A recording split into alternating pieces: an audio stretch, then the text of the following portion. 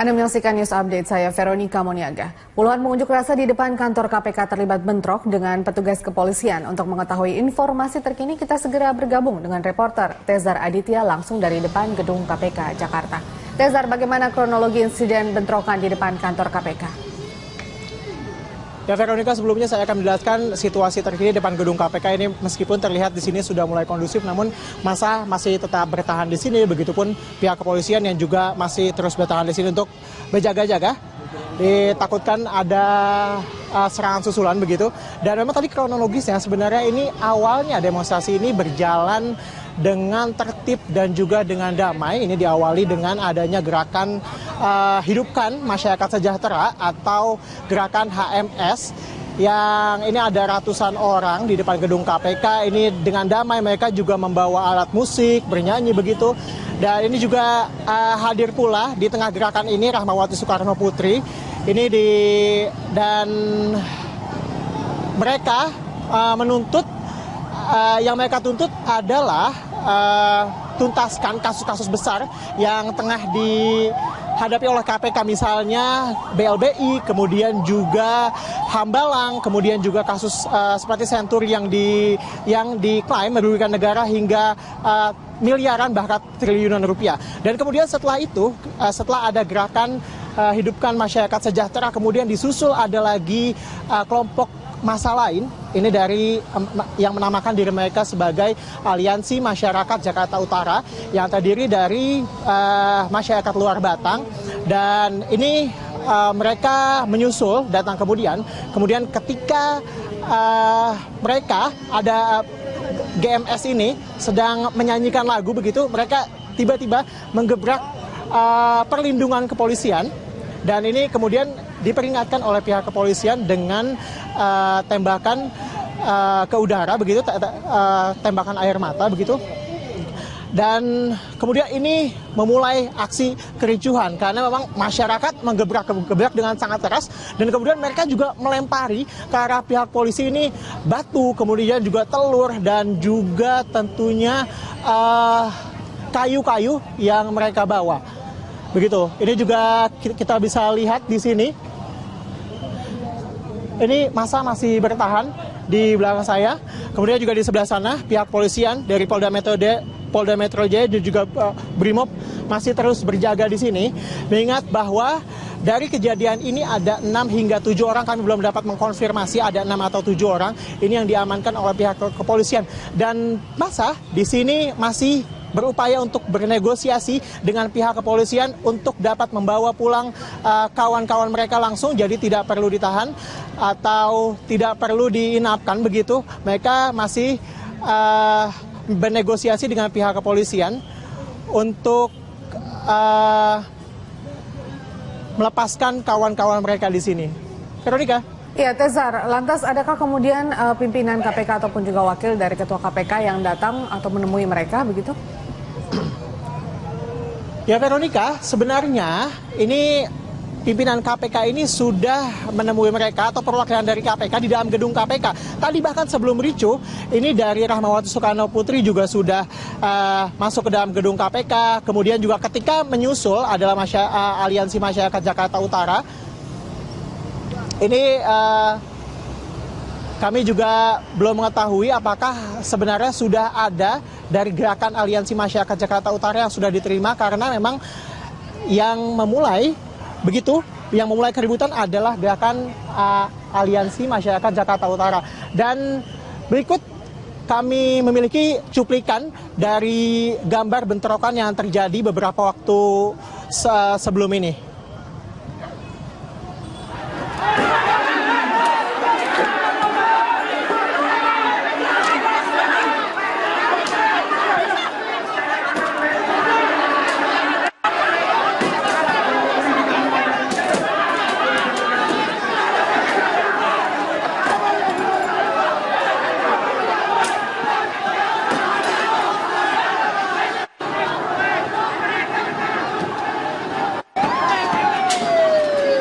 Polisi yang terpancing ya Pak Polisi.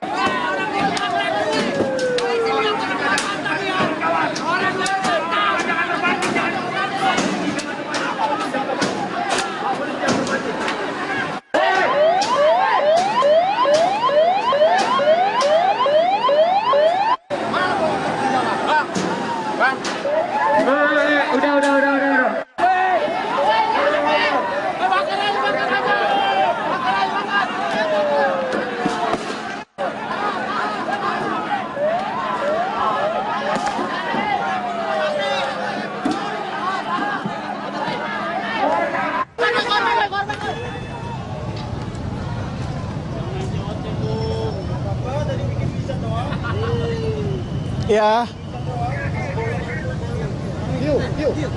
Demikian, Faye.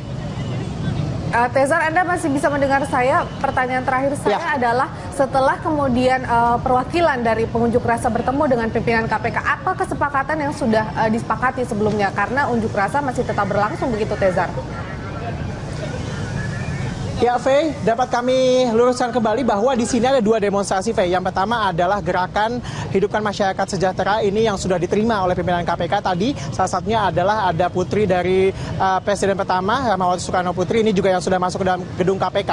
Dan sementara yang kedua, ini adalah Aliansi Masyarakat Jakarta Utara yang hingga kini kami juga belum mengetahui apakah mereka sudah diterima oleh pimpinan KPK. Dan dari dua kelompok masyarakat ini juga tentunya mereka memiliki tuntutan yang berbeda. Jika Aliansi Masyarakat Jakarta Utara ini menuntut bahwa KPK harus menuntaskan kasus-kasus besar yang dihadapi oleh KPK seperti BLBI, kemudian Senturi dan juga Hambalang.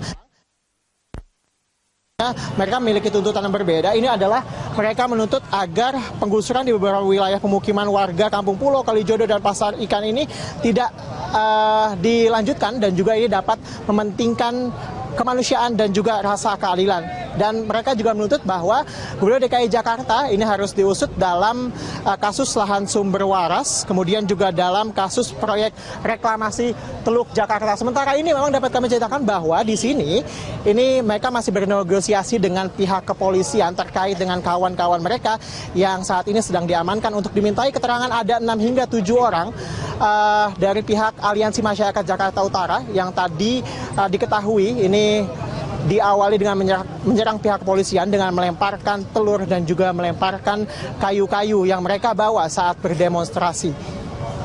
Ya, Faye, sementara itu memang di sini juga kepolisian dan juga massa masih terus berjaga di sini. Faye. Baik, terima kasih Tezar Aditya, selamat bertugas kembali. Dan pemirsa, demikian tadi laporan dari reporter Tezar Aditya dan juru kamera Amin Subarkah dari gedung KPK Jakarta. Dan News Update akan kembali 1 jam mendatang. Sampai jumpa. Eksekusi terhadap ratusan bangunan liar yang berada di lahan milik PT KAI Daop 4 di Semarang, Jawa Tengah berlangsung ricuh. Akibat kericuhan itu, 7 orang polisi dan sejumlah warga lainnya terluka.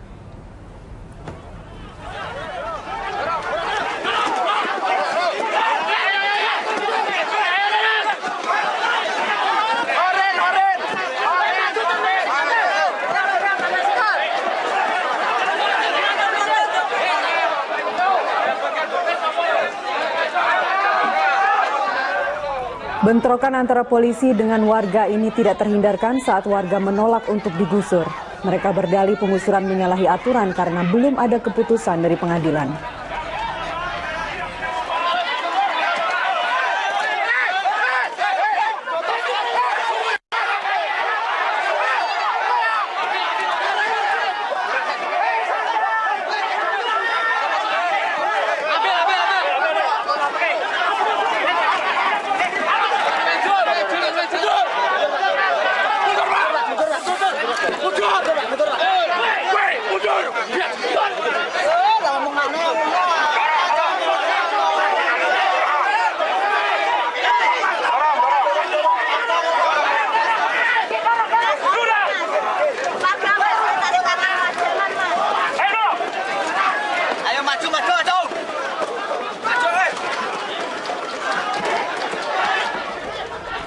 Kericuhan mereda saat Wali Kota Semarang, Hendrar Prihadi, datang ke lokasi. Akhirnya warga menyepakati 17 rumah yang belum dieksekusi akan dibongkar sendiri.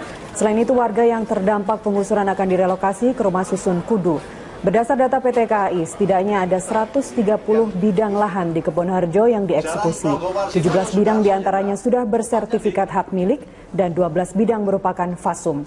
Saat eksekusi, sebanyak 1.750 personil TNI, Polri, Satpol PP, dan karyawan PT KAI dikerahkan.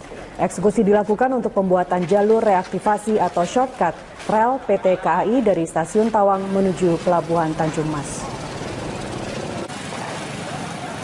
Saya setelah ini akan ketemu sama Pak Lurah untuk menginventarisir warga yang terkena pembongkaran. Pemerintah kota menyiapkan rusunawa di wilayah Kudu, ya. Yang mau masuk sana segera mendaftar Pak Lurah dan segera bisa ditempati pada minggu depan. Yang kasihan tuh yang SD-nya kan sedang jalan ujian. Kalau kayak gitu kan terganggu juga. Kok ya udah tegel menolak. Kasihan. Seluruhnya yang mengamankan kegiatan ini penertiban jaringan jalan reaktivasi kereta api dari stasiun Tawang menuju ke pelabuhan ada 138 KK. Namun yang kita tertibkan kurang lebih jumlahnya 70 yang tanpa sertifikat. Sedangkan yang bersertifikat masih tetap berdiri tegak seperti yang rekan-rekan lihat. Terima kasih.